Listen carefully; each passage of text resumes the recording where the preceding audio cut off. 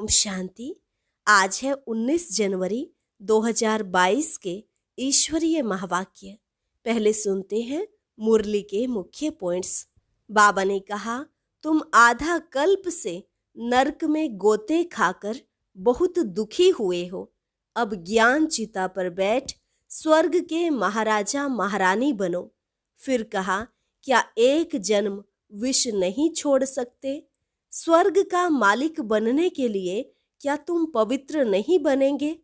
यह अंतिम जन्म जो पवित्र नहीं बनेंगे वो राजाई को खो बैठेंगे। बाप का कहा नहीं माना तो समझेंगे इन जैसा महामूर्ख दुनिया में कोई नहीं। बाप तुम्हारा ज्ञान योग से श्रृंगार कर रहे हैं, जिससे तुम ऐसे लक्ष्मी नारायण बन जाते हो। तो बेहद के बाप से बेहद का वर्षा लेना चाहिए। बाप तो यही राय देते हैं, बच्चे सेंटर्स खोलते जाओ। मनुष्यों का श्रृंगार करेंगे तो उनकी आशीर्वाद से भरपूर हो जाएंगे। बल तो मिलता है ना। आगे कहा, जो सयाने बच्चे हैं वह तो कल्प पहले मुआफिक अपना पुरुषार्थ कर रहे हैं।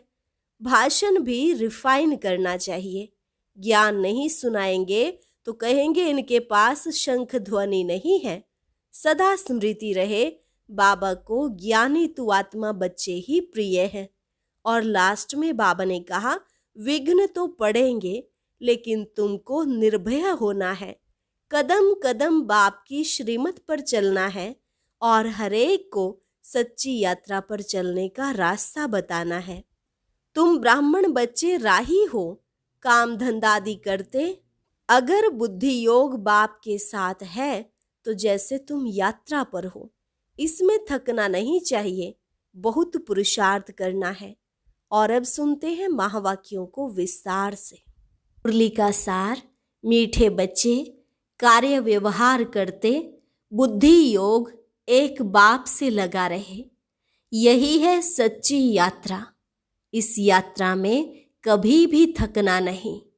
प्रश्न, ब्राह्मण जीवन में उन्नति के लिए किस बात का बल चाहिए? उत्तर, अनेक आत्माओं की आशीर्वाद का बल ही उन्नति का साधन है।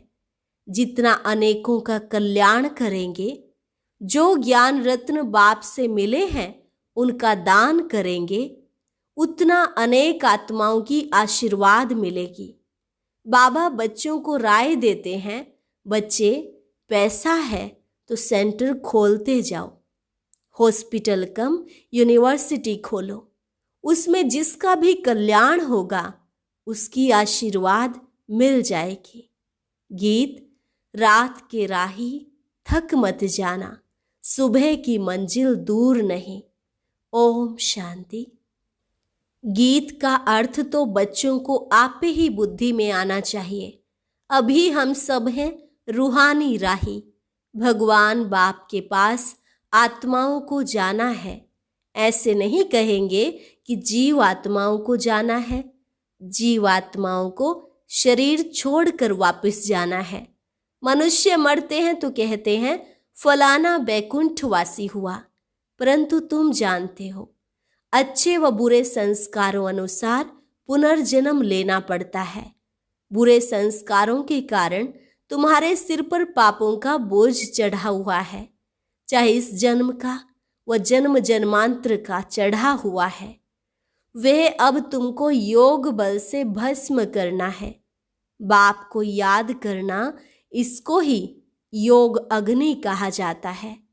काम चिता पर बैठने से पाप आत्मा बनते हैं और इस योग अग्नि से फिर चढ़े हुए पाप भस्म होते हैं। तो ब्राह्मण बच्चे जानते हैं कि हम राही हैं। गृहस्थ व्यवहार में रहते, धंधादी करते, हमारा बुद्धि योग बाप के साथ है तो जैसे कि हम यात्रा पर हैं। इसमें थकना नहीं है, बहुत पुरुषार्थ चाहिए। ज्ञान तो बहुत सहज है। प्राचीन भारत के योग की बहुत महिमा है, परंतु वह गीता सुनाने वाले कभी भी ऐसा नहीं कहते कि शिव बाबा ने योग सिखाया। गीता में दिखाया है, एक अर्जुन को ही बैठ कृष्ण सुनाते हैं ऐसी तो बात है नहीं। यह तो मनुष्य से देवता बनना है और पांडव सेना है जरूर। पांडवों की सेना को ही नॉलेज मिलती है और पांडव पति ही देते हैं। मनुष्यों को कुछ भी पता नहीं है। आगे चलकर बहुत लोग कहेंगे बरोबर गीता के भगवान ने 5000 वर्ष पहले ज्ञान दिया था, परंतु यह पता नहीं है कि किसने दिया था। कल्प की आयु का भी पता नहीं है। अपनी अपनी मत देते रहते हैं। गांधी गीता, टैगोर गीता आदि अंदर में नाम यही डालते हैं। कृष्ण भगवानुवाच अर्जुन प्रति लड़ाई भी दिखाते हैं, परंतु लड़ाई की बात है नहीं। यहाँ तुम्हारी है योग बल की बात। उन्होंने नाम लगा दिया है लड़ाई का। जैसे चंद्रवंशी राम को बाण आदि दिए हैं, वास्तव में ज्ञान बाण की बात है। वह नापास हुआ इसलिए निशानी दे दी है। तो त्रेता युगी राम सीता का भी चित्र देना पड़े। घराने होते हैं ना, सूर्यवंशी घराना, चंद्रवंशी घराना। गीता में तो ऐसी बात लिखी हुई नहीं है कि भगवान ने गीता सुनाकर सूर्यवंशी चंद्रवंशी राजधानी स्थापन की। यह तो जरूर है कि गीता है आदि सनातन देवी देवता धर्म का शास्त्र। वह हिंदू कह देते हैं। अपने को देवी देवता धर्म का कह नहीं सकते क्योंकि अपवित्र हैं। यह जो कहते हैं झूठी माया, झूठी काया, झूठा सब संसार, सो तो बिल्कुल ठीक है। झूठ खंड में ही झूठे रहेंगे। सच खंड में है सच। सचखंड स्थापन करने वाला सच बतलाते हैं। भारत जो पूज्य था वही अब पुजारी बन गया है। पूज्य जो होकर गए हैं उन्हों की पूजा कर रहे हैं। जो पूज्य घराना था वह अभी पुजारी है। इसलिए गाया जाता है आपे ही पूज्य आपे ही पुजारी। पूज्य डायनेस्टी थी, अभी कलयुग में है पुजारी शूद्र डायनेस्टी।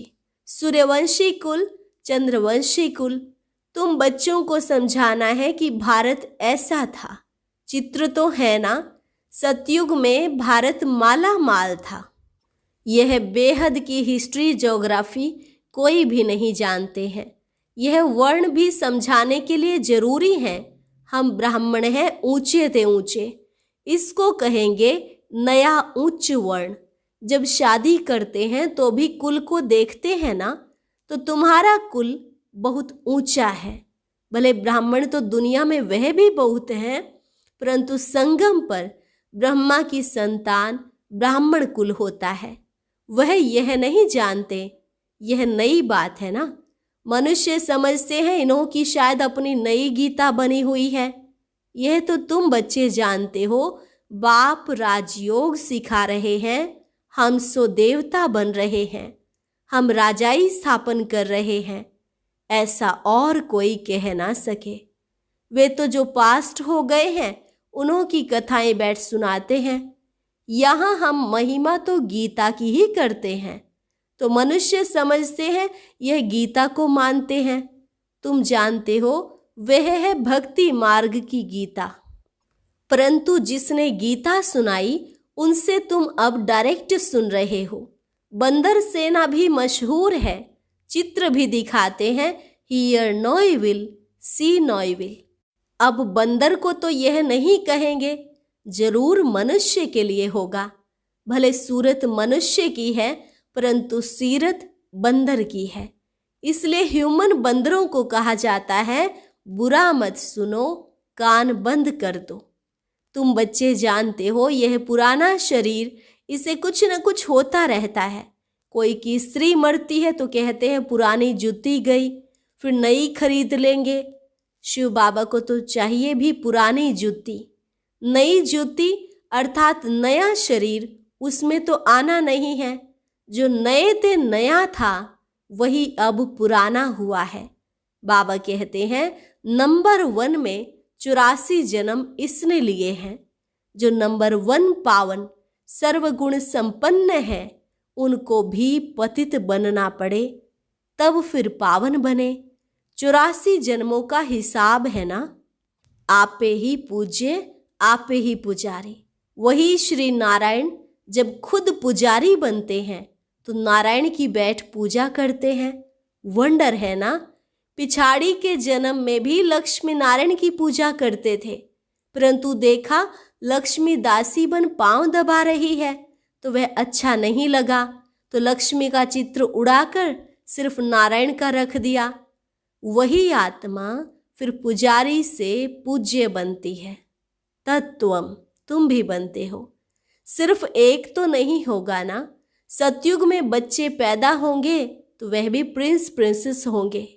अब तुम बच्चों का बाप श्रृंगार कर रहे हैं वापस ले चलने के लिए। जानते हो कि हम स्वर्ग के मालिक बन रहे हैं। पुनर्जन्म सतयुग में मिलेगा। अब स्थापना हो रही है। तुम जानते हो कि बरोबर ऐसा अटल अखंड सुख शांति का राज्य था। तुम कोई को भी यह समझा सकते हो कि हम राजयोग प्रैक्टिकल में सीख रहे हैं। कोई कहते हैं कि फलाने संत के पास गए, हमको बहुत शांति मिली, परंतु यह तो हुई अल्पकाल क्षण भंगूर की शांति, करके 10-20 को मिलेगी। यहाँ तो दुनिया का सवाल है। सच्ची सच्ची शांति तो सतयुग में ही रहती है। जो सयाने बच्चे हैं वह कल्प पहले माफिक अपना पुरुषार्थ कर रहे हैं। कई नई नई गोपिकाओं को घर बैठे एक बार ज्ञान मिलता है तो खुशी का पारा चढ़ जाता है। कल एक युगल बाबा के पास आया। बाबा ने समझाया, बच्चे तुम बाप से बेहद का वर्षा नहीं लेंगे। आधा कल्प नरक में गोते खाकर दुखी हुए हो, अब एक जन्म विष छोड़ नहीं सकते हो। स्वर्ग का मालिक बनने के लिए पवित्र नहीं बनेंगे। बोला, है तो डिफिकल्ट। बाबा ने कहा, काम चिता पर बैठने लिए जिस्मानी ब्राह्मण ने तुम्हारा हथियाला बांधा, अब तुम ज्ञान चिता पर बैठ स्वर्ग के महाराजा महारानी बनो। तो कहा, आपको सहायता देनी पड़ेगी। बाबा ने कहा, शिव बाबा को याद करते रहेंगे तो जरूर सहायता मिलेगी। बोला, हाँ याद करूँगा। झट बाप से हथियाला बांधा, अंगूठी भी पहनी। यह बाप दादा है ना। बेहद का बाप कहते हैं, बच्चे तुम पवित्र नहीं बनोगे तो स्वर्ग में भी नहीं चल सकोगे। यह अंतिम जन्म पवित्र नहीं बनने से तुम राजाई खो बैठेंगे। इतना थोड़ा समय भी तुम पवित्र नहीं बन सकते हो। बाबा तुम्हारा ज्ञान योग से श्रृंगार कर रहे हैं। तुम ऐसे लक्ष्मी नारायण बन जाते हो। अगर बाप का नहीं माना तो समझेंगे इन जैसा महामूर्ख दुनिया में कोई नहीं। एक होते हैं हद के मूर्ख, दूसरे होते हैं बेहद के मूर्ख। यहाँ पर ऐसे नहीं बैठ सकते हैं जो वायुमंडल को खराब करें। हंस मंडली में मलेच्छ बैठ ना सके। बाप कितना श्रृंगार कर लक्ष्मी नारायण जैसा बनाते हैं और माया फिर बिल्कुल कंगाल वर्थ नॉट ए पेनी बना देती है। भल कोई के पास 50 करोड़ हैं तो भी वर्थ नॉट पेनी है, क्योंकि यह सब तो भस्म होना है। साथ में तो सच्ची कमाई ही चलेगी। बाबा राय देते हैं, बच्चे सेंटर्स खोलते जाओ, मनुष्यों का बैठ श्रृंगार करो, परंतु यूनिवर्सिटी कम हॉस्पिटल खोलने वाला भी अच्छा हो जो किसको समझा सके, या दूसरे को खोल कर दे तो वह बैठ समझावे, तो उनकी आशीर्वाद से भी भरपूर हो जाएंगे। बल तो मिलता है ना। 21 जन्म के लिए फायदा है। ऐसा कोई होगा जो बाप की श्रीमत पर ना चले।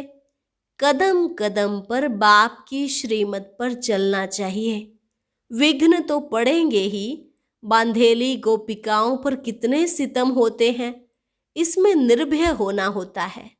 बाप की महिमा है निर्भय निर्वैर। हमारा कोई से वैर नहीं। बाप श्रृंगार कराते हैं तो उनकी सर्विस स्वीकार करनी चाहिए। बाबा क्यों नहीं हम आपकी श्रीमत पर चलेंगे? हमारा तो इसमें बहुत कल्याण है। हमारे पीछे बच्चों आदि का भी कल्याण है। हर एक को सच्ची यात्रा पर चलने का रास्ता बताना चाहिए। झगड़ा होगा, अबलाओं को सहन करना पड़ता है। नहीं मानते हैं तो समझो हमारे कुल का नहीं है। मेहनत करनी पड़ती है। कहाँ से हमारे कुल का निकल पड़े, फिर भले प्रजा लायक भी बने, औरों को भी प्रजा लायक बनावे, यह भी अच्छा। प्रजा भी तो बनानी है ना। मनुष्य से देवता बनाना यह कार्य बाप के सिवाय कोई कर नहीं सकता। तुम ब्राह्मण हो ऊंच ते ऊंच, वह है नीच ते नीच। तुम हंस वह बगुले, तो जरूर झगड़ा होगा, अत्याचार होंगे। माया रावण ने सबको बर्बाद कर दिया है। बाप आकर आबाद करते हैं, सॉल्वेंट बनाते हैं। पिछाड़ी में बादशाही तुम्हारी होगी। लड़ाई के बाद भारत मालामाल बनता है। वह तो जानते नहीं कि इस महाभारी लड़ाई के बाद ही भारत स्वर्ग बनता है। तो अब बच्चों को बहुत अच्छा पुरुषार्थ करना है। भाषण भी रिफाइन करना चाहिए। शंख ध्वनि करनी है, नहीं तो कहेंगे इनके पास शंख नहीं है। भल कमल फूल समान है, चक्र भी है, परंतु शंख नहीं है। बाबा कहते, ज्ञानी तू आत्मा ही मुझे प्रिय है। गोपियां भी मुरली पर मस्त होती थी। कृष्ण ने तो मुरली सुनाई नहीं। यह है श्री कृष्ण की आत्मा का अंतिम जन्म, जो चक्र लगाकर आई। अब इनको नॉलेज मिली है। तुम जानते हो, यह है पुरानी दुनिया, इनको फारकती देनी है। अब तुम नई दुनिया के मालिक बन रहे हो। विनाश से पहले पुरानी दुनिया को फारकती देते हो। अब फारकती नहीं देंगे तो नई दुनिया से योग भी नहीं लगेगा। रावणपुरी में 63 जन्म भोगते हैं दुख। अब इसको फारकती दे दो। देह सहित जो कुछ भी है, इन सभी को फारकती दो। फिर तुम अकेली आत्मा बन मेरे पास आ जाएंगे। अच्छा, मीठे मीठे सिके लधे बच्चों प्रति मात पिता बाप दादा का याद प्यार और गुड मॉर्निंग। रूहानी बाप की रूहानी बच्चों को नमस्ते। रूहानी बच्चों की रूहानी बाप दादा को नमस्ते नमस्ते, गुड मॉर्निंग। धारणा के लिए मुख्य सार। पहली पॉइंट, ज्ञानी तू आत्मा बन, शंख ध्वनि करनी है। हर एक को सच्ची यात्रा सिखलानी है, अपनी प्रजा तैयार करनी है। दूसरी पॉइंट, बुद्धि से पुरानी दुनिया को फारकती देना है, नई दुनिया से बुद्धि योग लगाना है, निर्भय निर्वैर बनना है। वरदान, व्यक्त भाव की आकर्षण से परे अव्यक्त स्थिति का अनुभव करने वाले सर्व बंधन मुक्त भव। व्यक्त भाव की आकर्षण से परे अव्यक्त स्थिति का अनुभव करने वाले सर्व बंधन मुक्त भव। प्रवृत्ति में रहते बंधन मुक्त बनने के लिए संकल्प से भी किसी संबंध में, अपनी देह में और पदार्थों में फंसना नहीं। संकल्प में भी कोई बंधन आकर्षित ना करे, क्योंकि संकल्प में आएगा तो संकल्प के बाद फिर कर्म में भी आ जाएगा। इसलिए व्यक्त भाव में आते भी व्यक्त भाव की आकर्षण में नहीं आना, तभी न्यारी और प्यारी अव्यक्त स्थिति का अनुभव कर सकेंगे। स्लोगन, बाप के सहारे का अनुभव करना है तो हद के किनारों का सहारा छोड़ दो। बाप के सहारे का अनुभव करना है तो हद के किनारों का सहारा छोड़ दो। लवलीन स्थिति का अनुभव करने के लिए आज का अभ्यास, परमात्मा प्यार में सदा लवलीन खोए हुए रहो तो चेहरे की झलक और फलक, अनुभूति की किरणें इतनी शक्तिशाली होंगी जो कोई भी समस्या समीप आना तो दूर, लेकिन आंख उठाकर भी नहीं देख सकती। किसी भी प्रकार की मेहनत अनुभव नहीं होगी। अच्छा, और अब सुनते हैं आज का अव्यक्त ज्ञान मोती। ये एक बहुत संस्कारितापूर्ण वीडियो है, जरूर देखें, कोई भी मिस ना करे।